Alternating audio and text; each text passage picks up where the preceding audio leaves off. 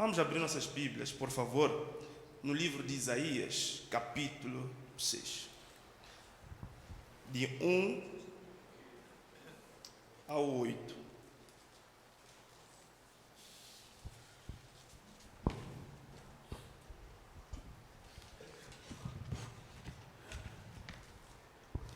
Antes disso, vamos orar. Senhor, graça te damos por mais esse dia que o Senhor nos concede. Pedimos, Senhor, que o Senhor, Pai, guie-nos, conduza-nos, Senhor, na Tua palavra. O propósito pelo qual foi enviado essa mensagem de hoje possa alcançar o objetivo, que possa trazer arrependimento, confronto, renovo. Te peço, Senhor, que a Tua palavra possa nos impactar, sairmos daqui transformados, para a Tua honra, para a Tua glória. Use-nos, Senhor. Deixa nossos corações sensíveis à Tua palavra, nossos ouvidos sensíveis a Ti. Nessa manhã, oro de tudo isso em Teu nome. Amém.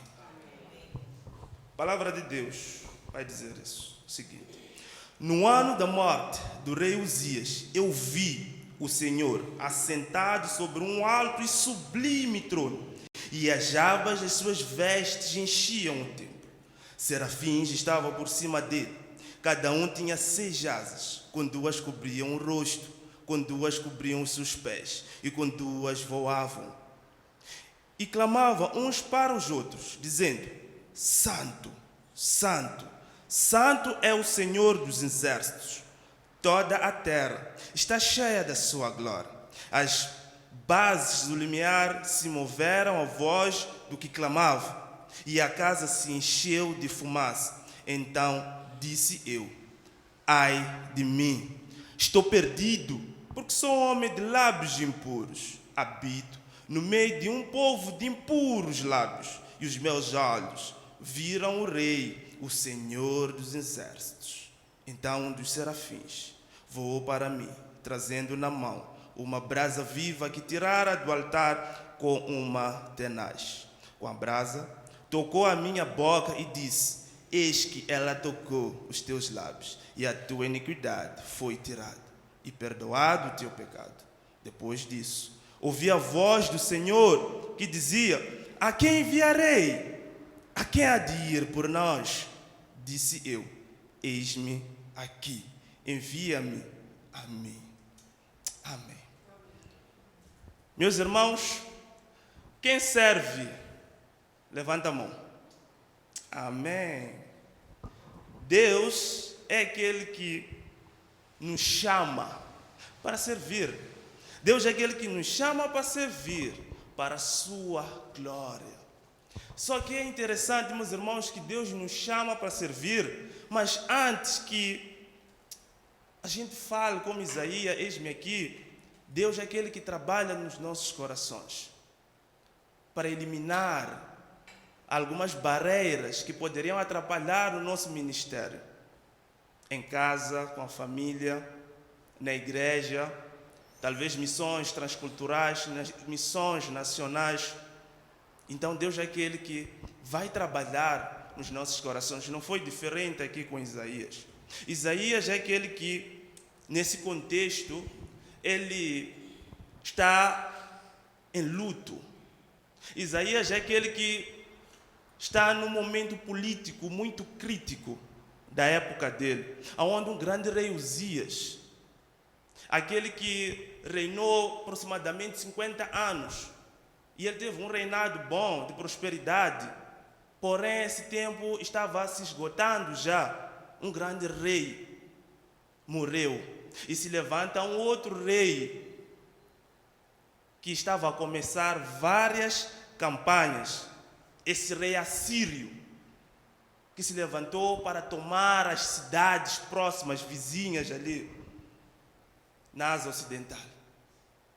E é interessante aqui que Isaías, ele estava na sua juventude, entre 18 a 20 anos. Esse jovem, aqui nós podemos pensar: uau, Isaías é aquele que era Um profeta do palácio, as suas condições, o seu estilo de vida, era um estilo de vida elevado.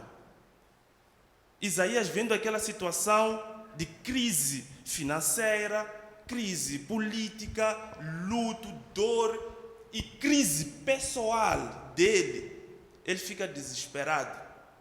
E é interessante aqui, meus irmãos, que Isaías, ao invés de chutar o pau da barraca, como vocês dizem, Isaías é aquele que vai ao templo e Deus se revela a ele. O que nós podemos aprender com isso, meus irmãos? Que as crises, elas vão existir. É normal. No mundo tereis aflições. Tende bom ânimo, porque eu venci. O problema é onde devemos ir. No meio das turbulências, no meio das crises. Isaías foi no lugar certo e Deus se revelou a ele. Não foi diferente, meus irmãos, com Asaf. Asaf, aquele que invejava a prosperidade dos ímpios. Mas Asaf é aquele que, quando vai ao templo, o conceito dele muda, porque Deus é aquele que trabalhou no coração dele. E ele acabou servindo a Deus com gratidão. E Asaf vai dizer isso em Salmos 73, versículo 25, 26. Vai dizer: a minha carne e o meu coração desfalecem, mas Deus é minha fortaleza do meu coração e a minha porção para sempre. Pois eis que os que se alongam de ti perecerão. Tu tens destruído todos aqueles que apostatando se desviam de ti. Olha o que Asaf diz: mas para mim, bom é aproximar-me de Deus, pus a minha confiança no Senhor, Deus, para anunciar todas as suas obras. Ele, quando entra no templo, o conceito muda. Não foi diferente com Isaías, não foi diferente com Asaf, e eu espero hoje, essa manhã, não ser diferente com cada um de nós que estamos aqui. Para isso, meus irmãos, precisamos ver o que Isaías viu. No versículo 1. No ano da morte do rei Uzias, eu vi o Senhor assentado sobre um alto e sublime trono, e as abas das suas vestes enchiam o templo. Ele viu a posição de Deus. Ele viu o soberano trono de Deus. Meus irmãos, quando os perigos, quando as crises aparecem, quando parece que as coisas de Satanás querem dar certo nas nossas vidas, Deus é aquele que convida a sua igreja, o cristão, a olhar aonde ele está sentado, num alto e sublime trono. Deus é aquele que quer mostrar para Isaías que a base dele não deverá estar num homem que mora. A base dele deveria estar aonde? Em Deus, num trono que nunca pode ser abalado. É interessante, meus irmãos. Muitos de nós perdemos coragem. Muitos de nós perdemos esperança. Porque não sabemos aonde nós estamos firmados. E Deus, antes de enviar Isaías, ele queria trabalhar no coração de Isaías para dizer: Isaías, não importa o que vai acontecer, teu alicerce deve estar enraizado em mim, porque eu estou num alto e sublime trono. Quem sabe aqui de que maneira Isaías morreu? Quem sabe? Agora o pastor vai puxar a orelha. Ele foi... Estou vos ajudar para não acontecer convosco. Ele foi cerrado ao meio. Por quê? Porque ele tinha um conceito do que ele está a falar, do que ele está a lutar, porque Deus se revelou a ele. Então, meus irmãos, Deus nos chama, em meio de crises, a olharmos para Ele. Isso vai se refletir na maneira como nós o buscamos ao servir, na maneira como nós agimos em meio às dificuldades quando estamos a servir a Ele, quando estamos em casa, com a família, quando estamos aqui na igreja a servir, quando estamos lá na faculdade, na escola, qualquer lugar que estejamos. Quando firmarmos as nossas bases no trono que nunca pode ser abalado, Deus é aquele que se revela a nós. Amém? Meus irmãos, a outra coisa que Deus quis revelar a Isaías, os atributos dele. Isaías também viu os atributos de quem? De Deus. Vamos ver isso aí no versículo 2, versículo 3. Serafins estavam por cima dele, cada um tinha 6 asas, cada um com 2 cobriam o rosto, com 2 cobriam seus pés e com 2 voavam e clamavam uns para com os outros, dizendo: Santo, Santo é o Senhor dos exércitos, toda a terra está cheia da sua glória. Deus é aquele que quis imprimir na mente de Isaías o conceito da santidade. O conceito da santidade, porque agora ele teria uma missão grandiosa de levar a mensagem fiel de Deus, de levar a mensagem fidedigna. Então ele deveria ter esse conceito de quem é Deus e transmitir a santidade de Deus nele para o povo, para que o povo possa ver essa santidade nele. A palavra de Deus diz: sede santos porque eu sou santo. Meus irmãos, não há missão sem santidade, não há missão sem adoração. Estamos a ver aqui seres angelicais prostrados, louvando e adorando o Rei dos Reis, o Senhor do Senhor, aquele que está sentado sobre um alto e sublime trono. O que dirá de nós? Como é que tem sido a nossa santificação? De que maneira temos louvado a Deus? De que maneira nós estamos a servir a Deus? De qualquer maneira, Deus hoje te desafia a olhar para Ele. Porque quando olhares para Ele, Ele vai se revelar. E a maneira como você vai servir a Ele será diferenciado. Será com excelência, com temor e tremor para a glória dEle. E é interessante, meus irmãos, que quanto mais nós nos aproximamos de Deus, Deus é aquele que se revela e mostra a nossa condição, que não somos nada. Lembram daquela pesca maravilhosa de Pedro, quando Jesus chama ele para o seguir? O que Pedro diz? O que Pedro diz? Estou vos dar spoiler. Afasta-te de mim porque sou pecador. Olha aqui o que Paulo vai dizer lá em Romanos 7, 24. Miserável homem que sou, quem me livrará do corpo desta morte? Com Isaías não foi diferente. É impossível nós estufarmos o nosso peito diante da majestade de Deus. O amor dele nos constrange ao ponto de nos inclinarmos e dizer: não somos nada diante de ti, ó Deus. Somos miseráveis diante de ti. Nós éramos merecedores da ira de Deus, mas Deus, com grande amor com que nos amou, Ele é aquele que nos deu vida quando ainda estávamos mortos nos nossos pecados e delitos. E quando nós nos aproximamos de Deus, Deus é aquele que deixa claro isso, a nossa condição. Somos pequenos diante dele. Ele é que é grande, Ele é que é soberano. Então isso causa nojo em nós. E deve causar isso.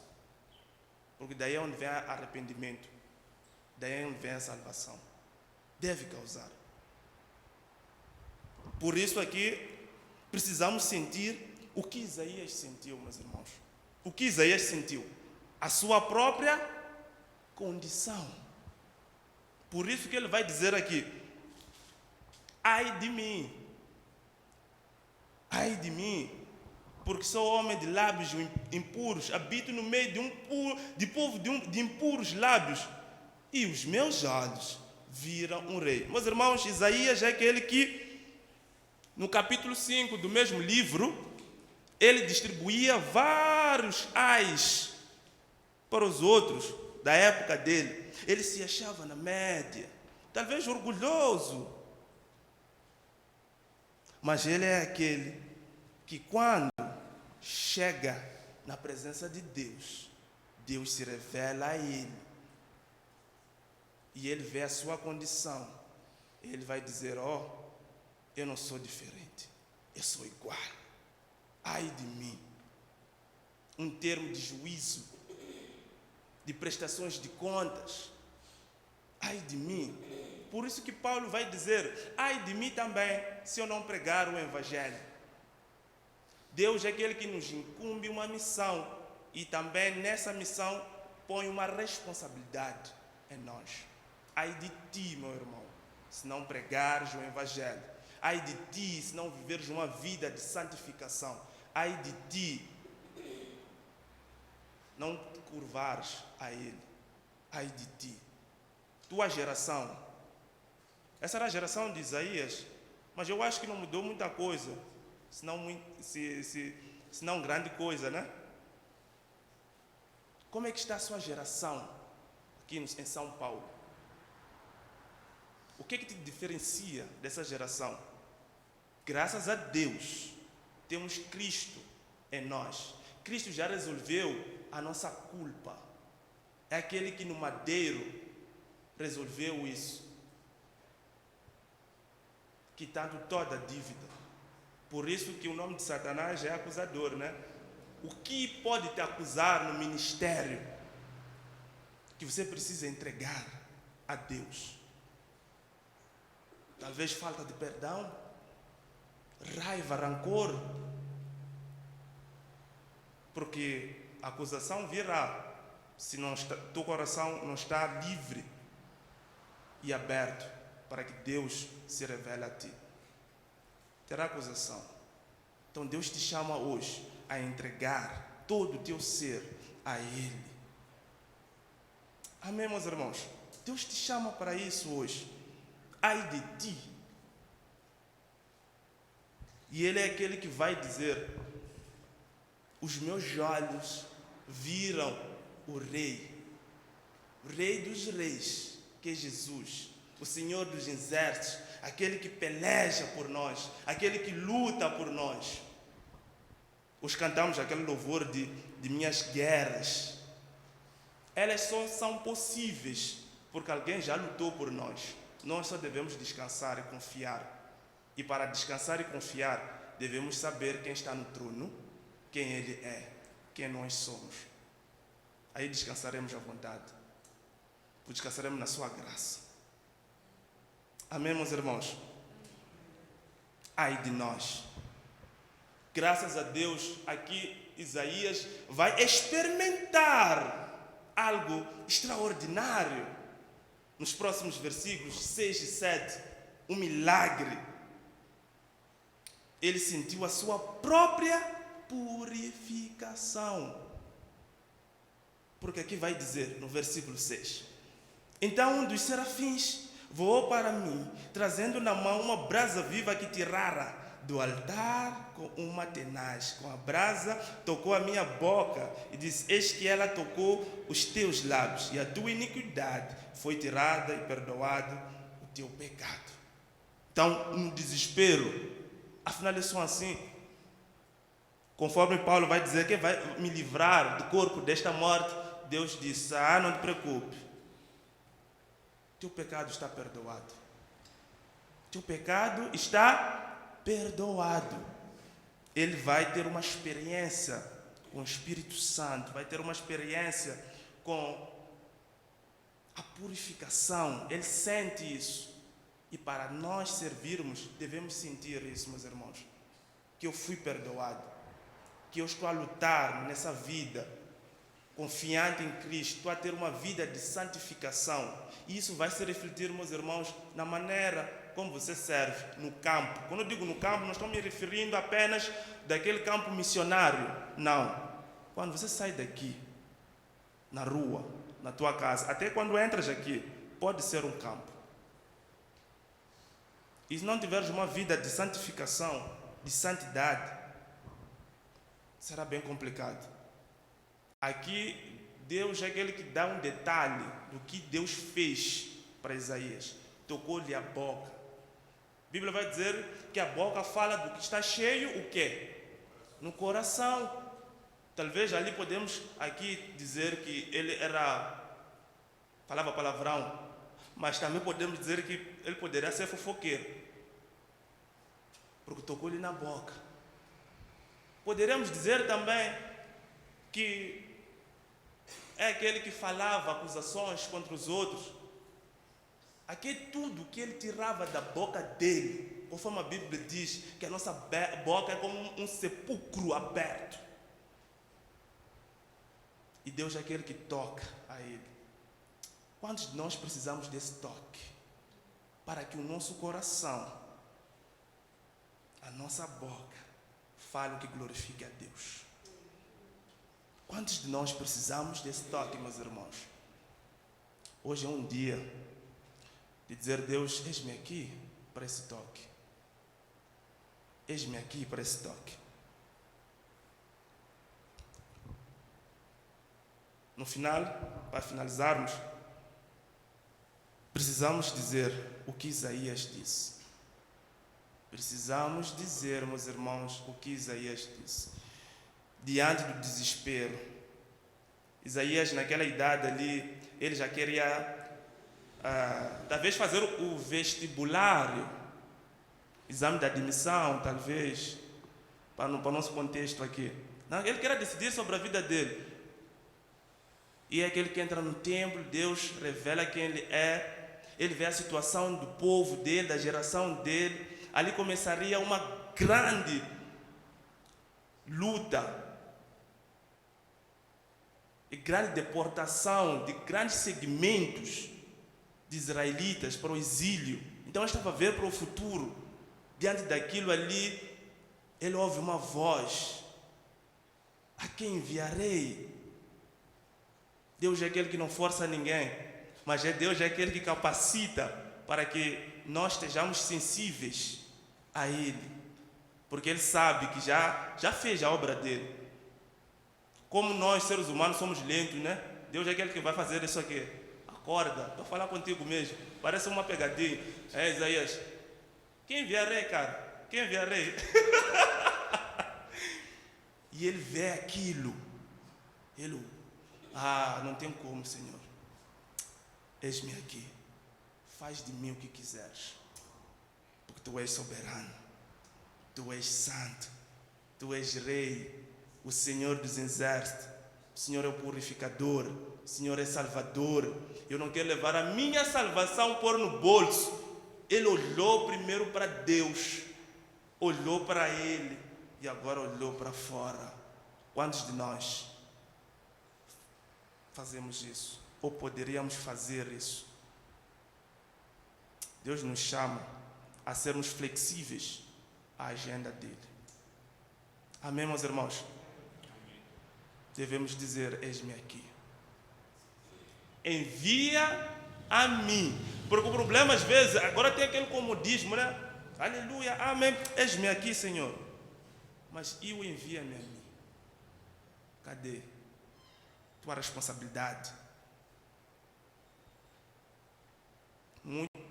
Falta isso em nós. O eis-me aqui, eu acho que todo mundo pode até dizer eis-me aqui, sem nenhum problema. O problema é envia-me. Eu posso até contribuir, mas eu ir lá é complicado. Envia-me a mim, porque Ele já te capacitou. Amém, meus irmãos? Que Deus nos abençoe.